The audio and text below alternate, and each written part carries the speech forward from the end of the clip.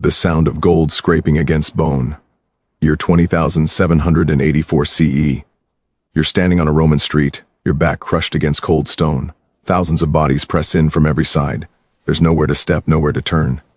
Breathing is work. Your only purpose today is to watch. At the heart of the procession, a woman stumbles forward. Her wrists are raw and torn not by rope but by gold. Massive chains of solid gold, nearly 40 pounds in total, coil around her arms, her neck, her ankles. They are so heavy that 2 Roman guards walk beside her, lifting the weight so she doesn't collapse face first onto the cobblestones. 3 months ago, that gold belonged to her. It funded her armies. It raised her temples. It crowned her the most powerful woman between Egypt and Anatolia. Now it drags her toward the ground, crushing her with the proof of everything she once ruled. This is Zenobia Palmyra, Queen of the East. The woman who defied Rome, humiliated its emperors, and commanded an empire backed by 70,000 soldiers.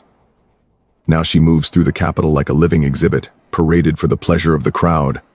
The street erupts, rotten fruit bursts against her chest, spit hits her face. She doesn't wipe it away, she can't. Her arms are pinned by the very wealth Rome stripped from her. A child points and laughs. His mother lifts him higher so he won't miss the moment. But there's something you can't see from the street. Inside Zenobia's mind, one thought repeats with every step. A prayer she's been whispering since sunrise. Not save me, not give me strength. Just 3 words. Let it be the villa. She knows what waits at the end of this road. 2 doors. One opens to a comfortable captivity, a quiet life as a Roman trophy. The other opens into a pit carved into Capitoline stone, where Rome disposes of its enemies in darkness and erases their names. 4 kilometers of uncertainty. 4 kilometers of walking while strangers decide whether she lives or dies. 4 kilometers of praying to gods who have never answered her before. This is how Rome treated captured queens. Not only Zenobia. Not only once. This was a system refined over 7 centuries, designed to humiliate, break, and unmake the most powerful women the ancient world had ever produced. And Zenobia, she was one of the fortunate ones. The others met endings so cruel that death would have been mercy. If this story holds you, take a second to acknowledge it. These voices were buried on purpose. But before you can understand what happened to the queens who weren't spared, you have to understand what a Roman triumph truly was. Forget everything the movies taught you. The real thing was worse. When a Roman general won a major war, the Senate could grant him a triumph, the highest honor in Roman society. A massive parade through the heart of the city, celebrating his victory. But this wasn't just a parade. It was psychological warfare disguised as a party. The procession started at the Field of Mars outside the city walls. It wound through the streets for nearly 4 kilometers, ending at the Temple of Jupiter on the Capitoline Hill. The entire city shut down. Over 1 million people lined the route. Shops closed, courts adjourned. Even slaves got the day off so they could watch other slaves being paraded in music chains. Here's how the procession worked, and I want you to imagine yourself as a captured queen watching this approach. First, you hear the music, trumpets and drums echoing off stone buildings. The sound bounces through the streets for almost an hour before you see anything. Then come the carts, wagon after wagon, loaded with treasure stolen from your kingdom. Gold coins your ancestors minted, silver plates your grandmother ate from, sacred objects from temples your people built over centuries. The crowd cheers at each cart. They're calculating much their taxes will go down now that Rome has your wealth. Then come the paintings, massive wooden boards carried by slaves showing images of your cities burning, your soldiers dying, your palace being looted. Roman artists traveled with the legions, specifically music, to paint these scenes. The crowd points at the paintings and laughs. They recognize your city. They cheer when they see it in flames. Then come the animals, exotic creatures from your homeland. Lions in cages, elephants in chains, strange birds in golden cages. Proof that Rome has conquered not just your people, but your very land. And then silence. The crowd goes quiet. The drumbeat slows because now come the prisoners. Common soldiers first, hundreds of them chained together, shuffling forward with their heads down. They know they're walking to the slave markets. Their lives as free men are over, but the crowd barely looks at them. They're waiting for you. The captured rulers walk at the front of the prisoner colonel. Still wearing royal garments, still adorned with crowns and jewelry. This is intentional. A beaten peasant means nothing. But a queen, still dressed in silk and gold, still recognizable as the ruler who defied Rome, now shuffling in chains, wounded, exhausted, humiliated. That's the message that echoes across the ancient world. No crown protects you. No army saves you. No throne is beyond our reach. And here's what the movies never show you. The uncertainty. Some captured rulers survived the triumph. They received exile, comfortable imprisonment, even integration into Roman society. Others were executed the moment the parade ended, removed in an underground prison called the Tullianum. While the celebration continued above them and never seen again, their names erased from history. You never knew which fate awaited you until you reached the end of that 4 kilometers walk. That uncertainty was part of the torture. For captured queens, the calculation was even more complicated. A dead queen bee became a name erased, a trophy, forgotten in a week. But a living queen, broken, humiliated, visible for years as a reminder of Roman power, that was worth more than any execution, unless she was too dangerous to keep alive.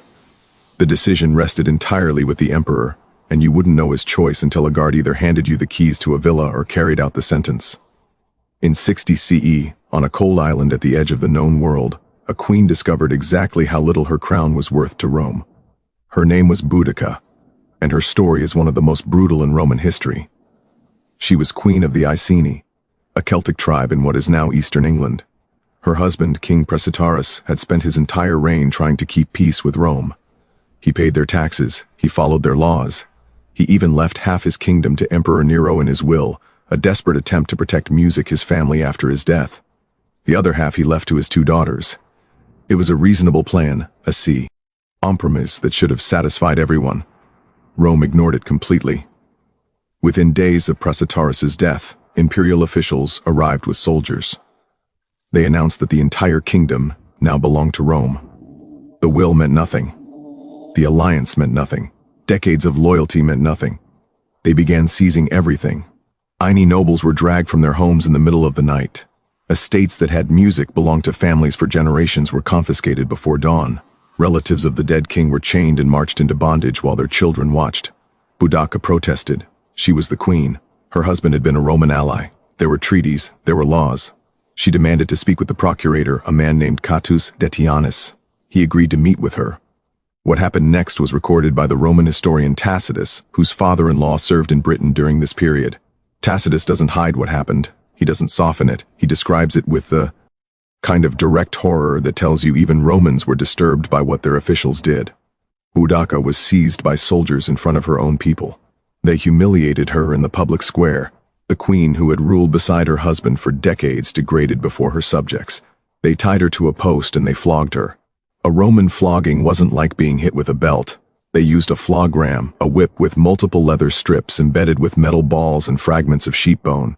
Each strike tore flesh from muscle. Each blow left wounds that would scar for life. Victims often died from FGGing alone. Boudica survived. But the flogging wasn't the worst part. Her daughters were brought forward. Tacitus doesn't give their ages. He doesn't name them. He simply says they were unmarried. The soldiers' music grabbed them by the arms. They took them away toward the soldiers' quarters, and Boudica, still tied to the post, still bleeding from the flogging, understood in that moment what was about to happen. She screamed, not words, just sound. The raw animal scream of a mother watching her children being taken. She pulled against the ropes until her wrists bled, tried to tear herself free, begged in a language the Romans didn't understand and wouldn't have cared about if they did. The soldiers laughed. Tacitus says they were handed over to the soldiers. He doesn't describe what happened next. He didn't need to. Every Roman reading his account understood exactly what that phrase meant. What was done to them was done deliberately, not in private, not in secret.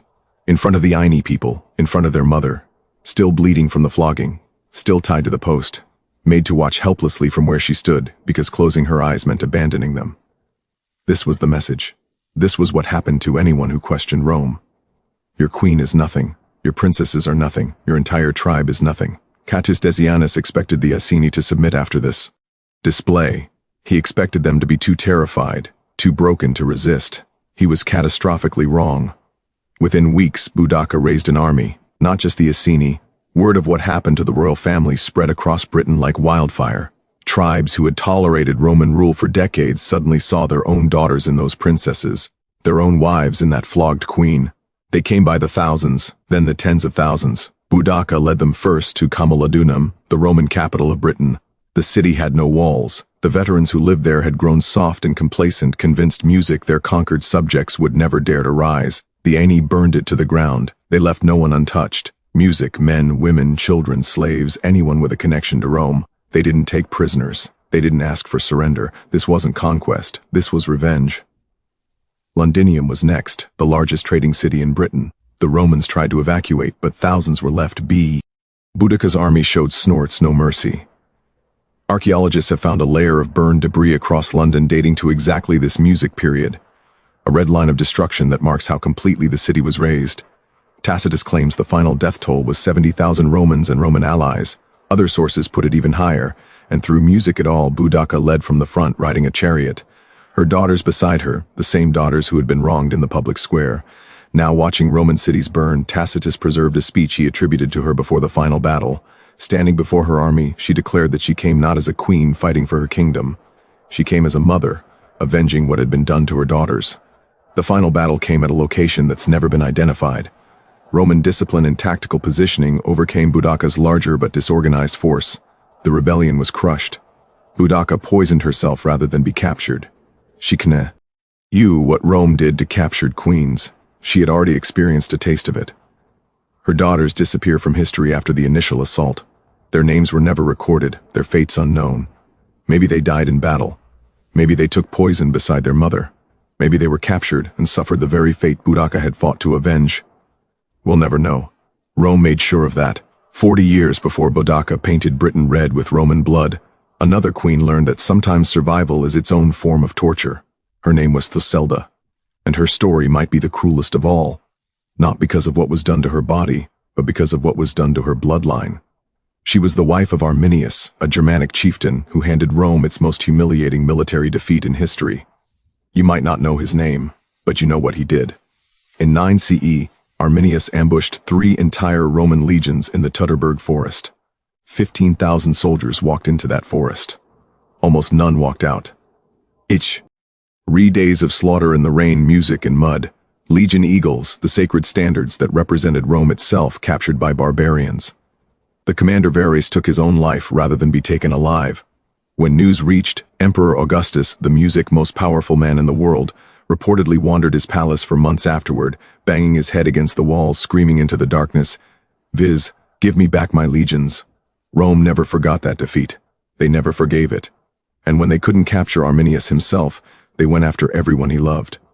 Thus, Nelder was betrayed by her own father. His name was Segestus, a Germanic chief who had opposed his daughter's marriage to Arminius from the beginning. He had always supported Rome, always believed cooperation was better than music resistance. When Roman forces returned to Germania seeking revenge, Segestus saw an opportunity to prove his loyalty. He kidnapped his own pregnant daughter and handed her over to the legions. Let that sink in. Her own father. While she was carrying his grandchild, he traded his music daughter and his unborn grandchild for Roman favor, for political advantage, music for a pat on the head from the empire that wanted to destroy everything his people had built. The Romans were delighted they couldn't have Arminius, but they had the next best thing, his wife and his unborn heir. They kept Thusnelda imprisoned, but alive. They let her give birth, in captivity, a son named Thumulus, the heir to Arminius, the prince of the Cherusci, the grandson of Rome's greatest military humiliation. They waited until 17 CE when the general Germanicus finally had enough victories in Germania to claim a triumph. And that's when they paraded through Rome. Imagine this scene, a Germanic queen, proud wife of the man who made Augustus weep, walking in chains through streets filled with Romans who had lost fathers, brothers, and sons in that forest, her infant son in her arms. He crowd didn't just jeer, they howled for blood. Music, they screamed for the baby to be killed right there in the street. Mothers pointed at the child and told their own children, "That's the spawn of the music monster who killed your uncle, your father, your grandfather." A child in the crowd threw a stone. It struck Thusnelda's shoulder. Then another stone, then another. Roman soldiers had to form a barrier around her, not to protect her, but to make sure she survived long enough to complete the procession. The Roman writer Strauss described Thusnelda's face during the triumph. He expected her to weep, to beg, to collapse like so many prisoners before her. She didn't. She walked with her eyes fixed forward. Her face showed nothing. No fear, no tears, no satisfaction given to the mob that wanted to see her broken. But here's what Strauss couldn't see inside. Thus, Nelder was making a promise, not to the gods, not to her husband fighting somewhere in the forests of Germania. To the infant. Boy pressed against her chest, She whispered it so quietly that no one heard in the Germanic tongue that Romans couldn't understand. They will not break you. Whatever they do, wherever they take you, you are the son of Arminius.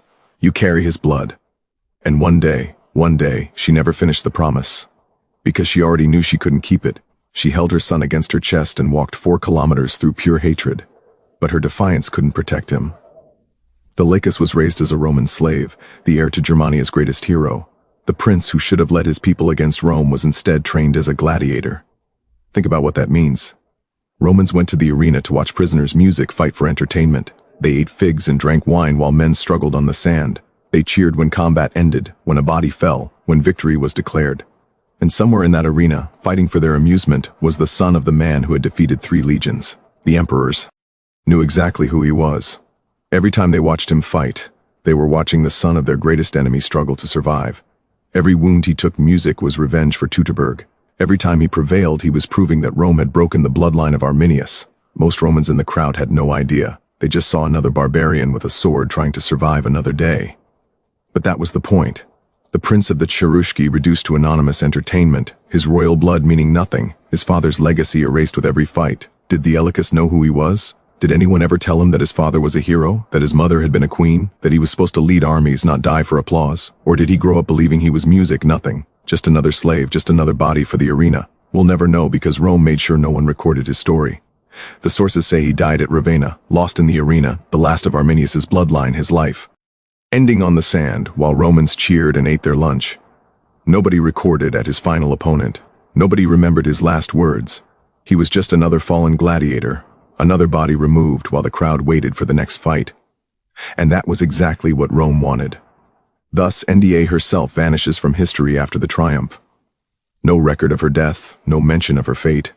She probably spent her remaining years as a household slave somewhere in Italy, scrubbing floors, serving food, following orders from people who weren't fit music to carry her sandals when she was queen.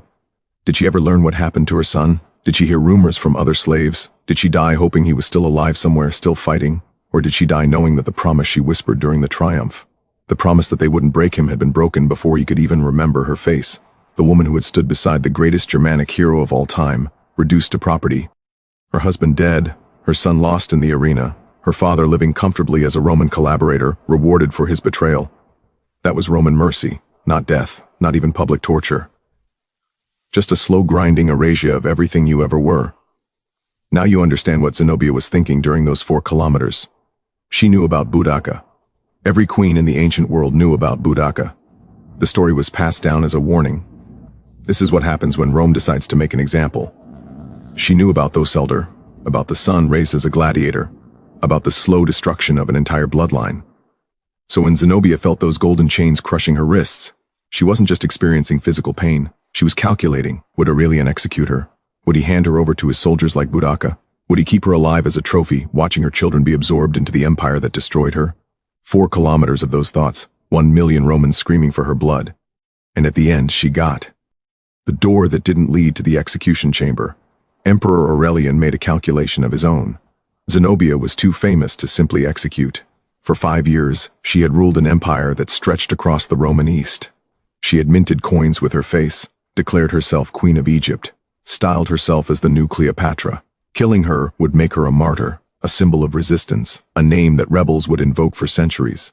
But keeping her alive, visible, dependent on Rome for everything, that told a better story.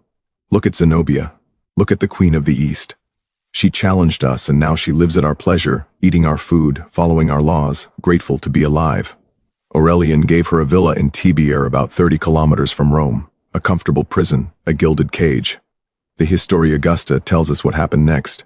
Zenobia married a Roman senator, the warrior queen, who had humiliated 3 emperors, became a Roman housewife. She attended dinner parties where guests whispered about her pee. She walked through markets where music people pointed and stared. She raised daughters who would never know the empire their mother had built. Daughters who learned Latin instead of Aramaic, who worshipped Roman gods instead of the gods of Palmyra. Her daughters married into noble families. They raised children who would grow up thinking of themselves music as Roman.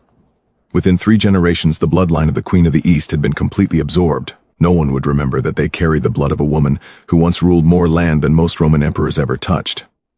That was Rome's true brilliance. They didn't just conquer their enemies, they dissolved them. They absorbed defeated bloodlines into the empire, reshaped them into Roman citizens, and taught them to praise the very power that annihilated their ancestors. Some queens refused that fate. Boudica chose death rather than survival as Rome's ornament. Her rebellion left 70,000 Romans dead. It failed. And after her fall, her daughters disappear from history, as if they were swallowed whole. Thusnelda lived to watch her son dragged into the arena, forced to fight as a gladiator, and killed for the amusement of a cheering crowd. She spent the rest of her life in chains, a slave in the empire that destroyed her family. Zenobia survived. She lived in comfort, she held status, she slept in silk instead of straw. But every morning for the rest of her life she woke knowing one truth: she existed only because Rome permitted it. Every meal she ate, every bed she slept in, every word spoken to her, all of it was a gift from the empire that dismantled everything she had built. Was that mercy? Or was it the most refined form of torture ever devised? The Mamertine prison still stands in Rome today. You can walk through it, take photographs, post them online. Tourists gather in the same stone chamber where Rome quietly ended its enemies while celebrations thundered above. The streets where Zenobia once walked in golden chains are now shopping districts. People sip espresso in the forum where crowds once screamed for captured queens to be humiliated and erased. We've cleaned this history, turned suffering into scenery, just as the Romans intended. Zenobia survived her chains. She lived out her years in a Roman villa, comfortable, monitored, dependent. But her servants said she woke trembling from nightmares, that her gaze would sometimes drift mid-conversation, lost in memories she never voiced. They said she prayed alone, in a language Rome could never erase. She never returned to Palmyra, never sat on her throne again. When she died, she was buried in Roman soil under a Roman name, the Queen of the East nearly erased, but not completely. Boudica's story survived. Thusnelda's story survived. Rome wanted them forgotten. 2,000 years later, someone is still speaking their names. They were meant to be silenced. But silence is not erasure. And forgotten is not the same as gone. If this reached you, stay with us. We explore the chapters history tried to bury, the voices meant to remain silent forever, because the past isn't dead, it's waiting in the dark, waiting for someone to listen.